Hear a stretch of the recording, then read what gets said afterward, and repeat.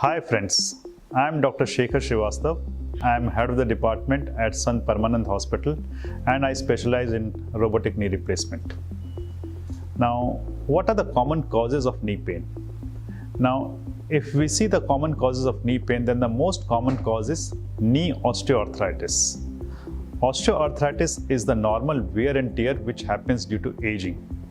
And this is one of the commonest problems seen in general population. So when a patient develops knee osteoarthritis, then the cartilage gets worn out. The patients gradually start having pain in walking. Then slowly they start getting pain even at rest, and they develop deformities in the knee. So this is a problem of wear and tear, and it's a problem of aging, and it is mostly seen in females. There are various factors which which causes progression of osteoarthritis, which includes lack of physical activity, obesity, genetic factors, and various other factors.